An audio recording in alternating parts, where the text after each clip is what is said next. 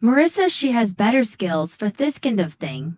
My mom said, her voice cutting through the humid Kansas afternoon, like a knife through butter. I sat there at the worn wooden table in the back office of Doyle's family kitchen, staring at my parents while Miss Sister Emily grinned beside them. Their restaurant hummed with the lunch rush just beyond the door, a sound I'd grown to love over the past 14 months.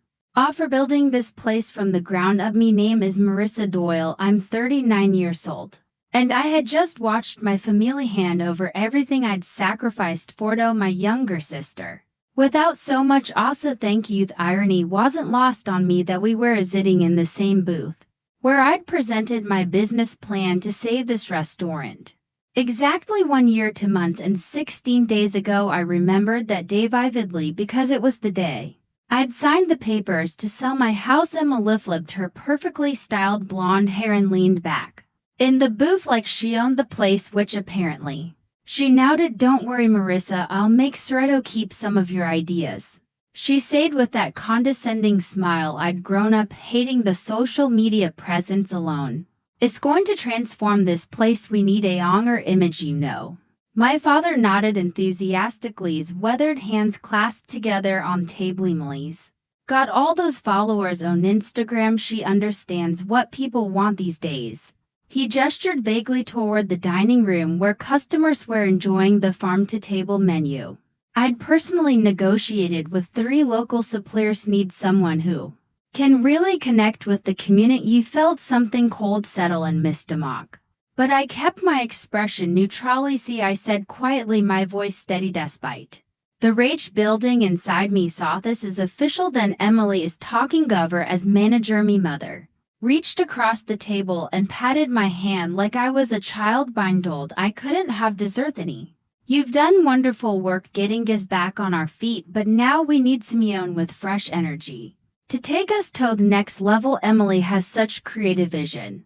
The lunch crowd's chatter filtered through the thin office walls, mixing with the sizzle of the grill and the clatter of sounds of the restaurant I'd saved with me own money, my own sweat, my own sleepless nights poring over supplier contracts and health department regulates. As I looked at my family's expectant faces, I realized something important. They had no idea what was coming next. He thought back to the day I'd first walked into this restaurant as its savior rather than just another family member. The bills had been stacked on this very table like a paper mountain. Off to spare past due notices from the electric company, the gas company, 3 different food suppliers, and the commercial real estate firm that managed our lease. Me parents had been talking about bankruptcy, about closing down their restaurant that had been in our family for 28 years. Just can't keep up anymore, my mother had said that day. Her eyes red from crying. Margins are too thin, the competition is too fierce, and we're hemorrhaging money every month. That's when I'd made a decision that changed everything. She sold my 3-bedroom house in Neverland Park, the one I'd bought after me divorced, the one with the garden I'd spent 3 years cultivating, and the Reading Nook where I'd planned to grow old. The sale netted me enough to pay off the restaurant's debts and still have a substantial operating fund left over. Beauty hadn't just thrown money at that problem. I'd rolled up my sleeves and rebuilt this place from the inside out. I'd spent hours researching local farms, negotiating contracts that cut our food costs by 30%. While improving quality, I'd redesigned the menu to highlight seasonal ingredients and eliminate waste. I'd retrained the kitchen staff, implemented new inventory systems, and personally handled the books every single night. The transformation had been remarkable. Within 6 months, we'd gone from losing money to breaking even by month 10. We were profitable by month 14. We had a waiting list on weekends and food bloggers writing reviews about our authentic farm-to-table experience. Emily, meanwhile, had been living her best life in Denver, working as a social media coordinator for some startup that sold overpriced yoga pants online. She visited exactly twice during the entire construction period, both times just long enough to post Instagram photos of herself helping the family business before disappearing back to her apartment. Now sitting in this meeting I watched my sister scroll through her phone while my parents outlined their vision for her leadership. She hadn't asked a single question about operations staffing or finances. She hadn't inquired about the supplier relationships I'd built or the seasonal menu planning I'd implemented. Her entire contribution to the conversation had been showing my parents her Instagram follower count and explaining how she could leverage visual storytelling to drive engagement. The most telling moment came when my father mentioned the upcoming health department inspection. Emily looked up from her phone with genuine confusion. "What do we need to do for that?" I realized in that moment that she had absolutely no idea how to actually run a restaurant. She saw it as a backdrop for content creation, not as the complex business operation it truly was. But I kept my mouth shut and let them talk. After all, they'd made their decision. The meeting dragged on for another hour with my parents outlining Emily's new responsibilities and her sharing increasingly unrealistic ideas about themed nights and influencer photography. I listened to it all with growing amazement at how disconnected they were from the reality of what had actually saved this place. You should definitely do a TikTok challenge with the signature dish, Emily said, gesturing excited limeade, something like Doyle's Delight Challenge, where people try to finish our biggest burger in under 5 minutes. My father's eyes lit up. That sounds fantastic, Reese. What do you think? Would that work with the kitchen operations? Almost laugh at the biggest burger on our menu was actually one of our most carefully apportioned items, designed to showcase the quality of our local beef without creating waste. Turning it into a speed eating spectacle went against everything I'd built. But instead of explaining that, I simply nodded. "Sure, Dad, Emily's the manager now." It's her cold, casual way they dismissed my year of sacrifice became more apparent with each passing minute. When Emily suggested changing suppliers to someone more photogenic, my mother actually nodded approvingly. She proposed eliminating some off-seasonal menu items because they were too complicated for social media. My father started taking notes.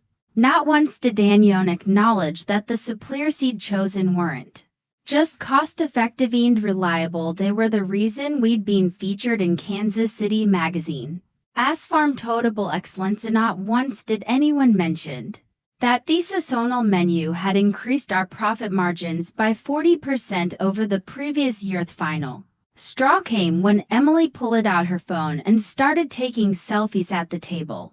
"I need to post about menu position," she said, angling the camera to catch the restaurant's rustic decor in the background.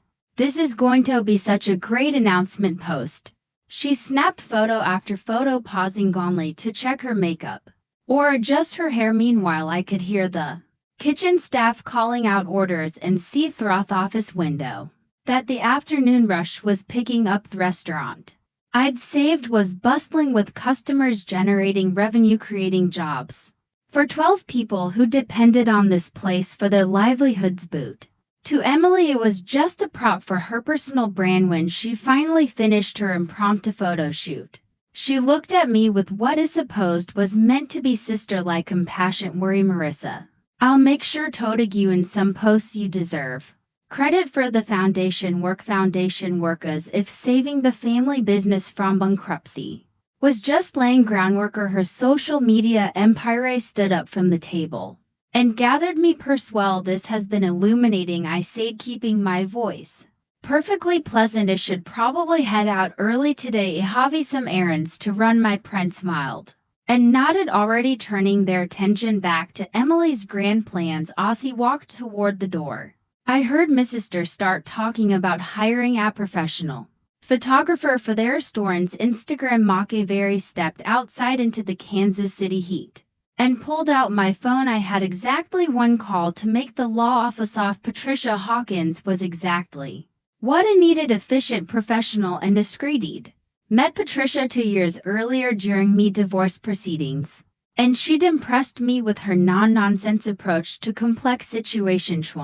I called her that evening. After the family meeting, she'd agreed to see me first thing the next morning. Let me make sure I understand this correctly. Patricia said, reviewing the stack of documents I'd brought with me. Her office overlooked downtown Kansas City and the morning sun streaming through the floor-to-ceiling windows, casting everything in sharp relief. You sold your personal residence to fund their restaurant's recovery, and all the operational contracts are in your name.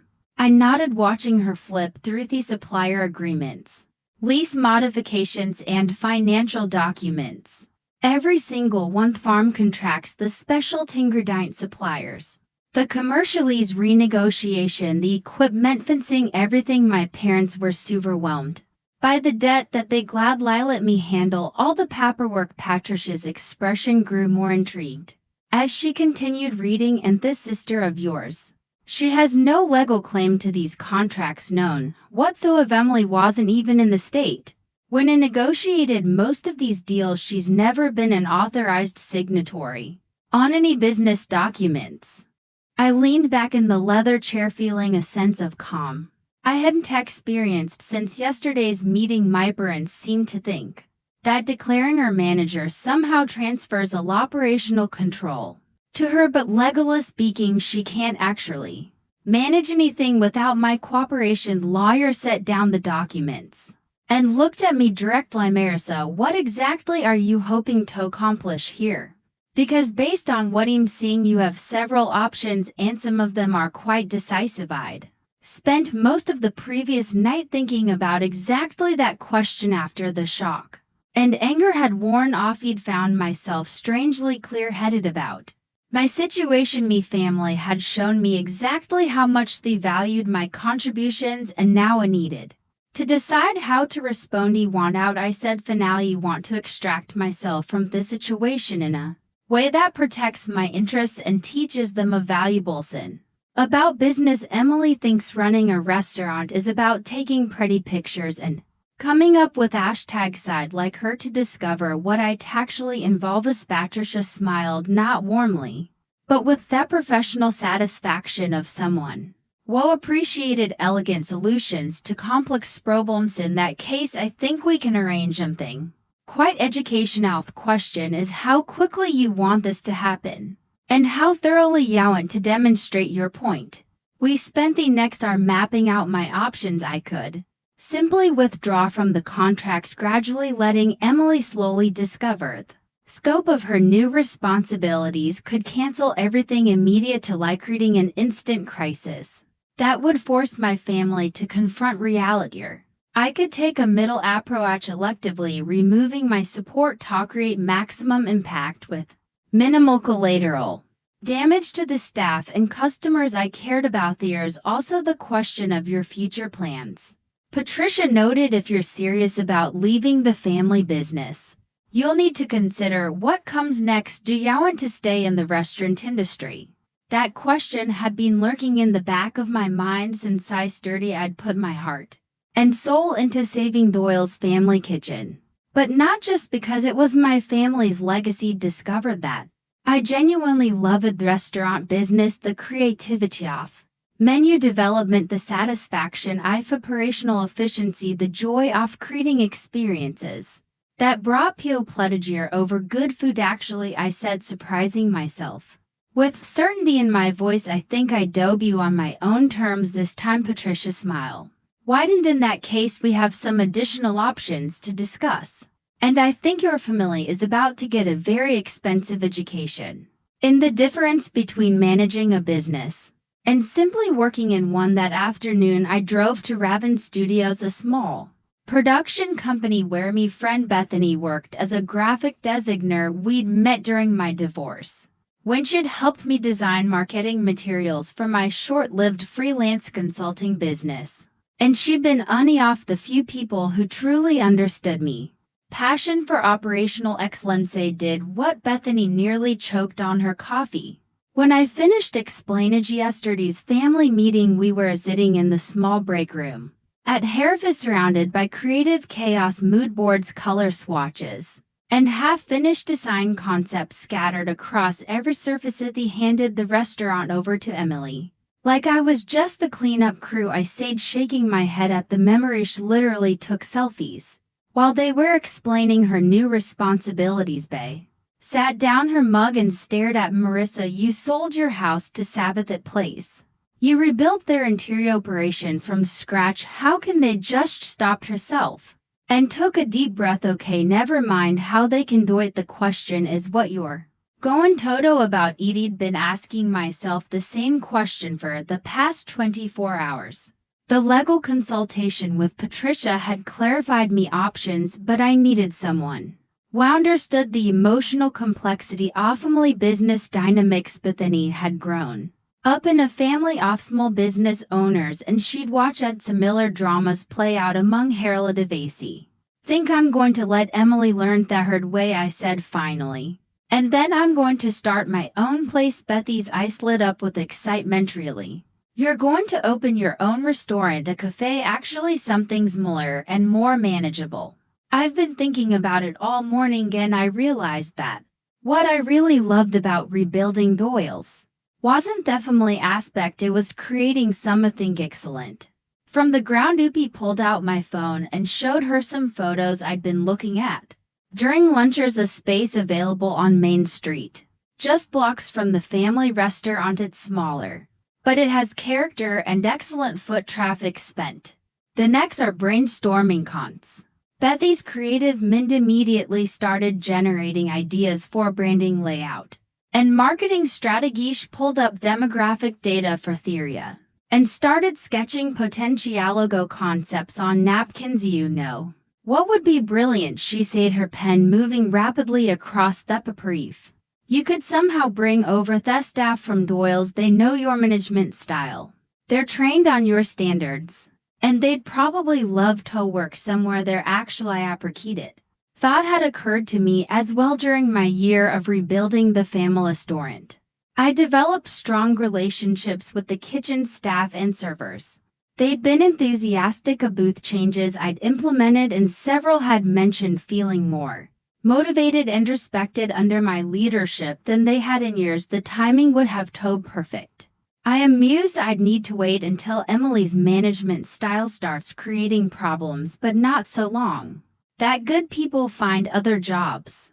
Bethany grinned mischievously. Aming tells me Emily is going to create problems pretty quickly, especially once she realizes that managing a restaurant involves more than just posting pictures of food. As I drove home that evening, I felt something I hadn't experienced in months, genuine excitement about the future. Instead of feeling trapped by family obligations and expectations, I was starting to see possibilities. Me wanted to transform Doyle's into her personal social media platform. Finish could have it, but she was about to discover that running a restaurant required a lot more than good lighting and clever captions. The next morning, I arrived at Doyle's at my usual time, 6:00 a.m. 2 hours before we opened for breakfast. The restaurant was quiet except for the gentle hum of refrigeration units and the distant sound of early morning traffic on Main Street. I'd always loved this time of day when the space felt full of potential,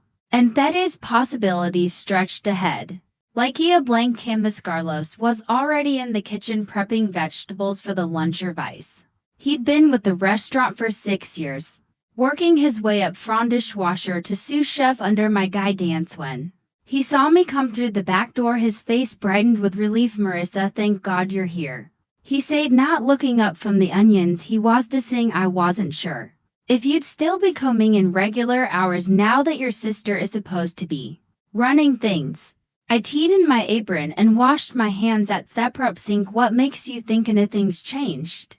I asked, though I knew exactly what he meant. Word traveled fast in a restaurant kitchen, and Emily's appointment as manager would have been the topic of considerable discussion among the staff. Well, Carlos said carefully, Emily came by yesterday evening. After you left, she wanted to take some pictures of the kitchen for her Instagram. She kept asking us to post with different dishes and rearrangings to look more authentic. I felt my jaw tighten, but I kept my voice neutral. How did that go? She wanted me to remake the fish special 3 times because that plating wasn't photogenic enough. Carlos continued, his tone growing more frustrated. She asked, Maria to pretend she was kneading bread dough even though we buy her bread from that artisan bakery. You set up the contract with she said customers want to see the baking process. This was exactly what I'd expected, but hearing it confirmed still made my blood pressure rise. Emily had spent exactly one evening as manager and was already undermining the authentic farm-to-table brand I'd worked so hard to establish it. She say anything about menu change? Jessie asked, beginning my own prep routine for the breakfast service. Carlos exchanged a glance with Maria, who had just arrived and was tying on her server. Pranch mentioned something about adding more Instagrammable options. Maria said hesitantly, like rainbow-colored pancakes and those giant milkshakes with candy piled on top. Said we need to appeal to a younger demographic. I nearly laughed out loud. Rainbow pancakes and dessert milkshakes were exactly the opposite of the carefully curated, locally sourced menu that had attracted Kansas City Magazine's attention and built our reputation among serious food enthusiasts. But I simply nodded and continued working. Also wanted to know why we closed between lunch and dinner, Carlos added.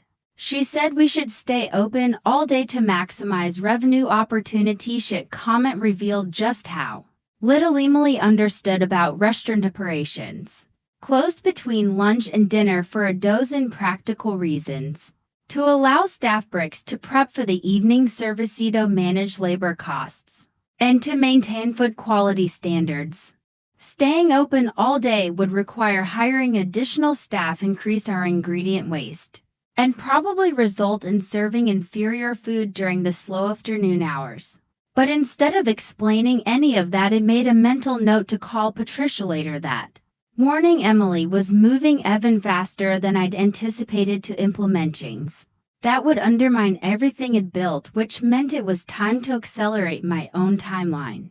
Don't worry about any of that right now, I told Carlos and Maria. Let's focus on giving our customers the best possible experience today. The rest will work itself out. As I said those words, I realized I wasn't just reassuring my staff, I was making a promise to myself.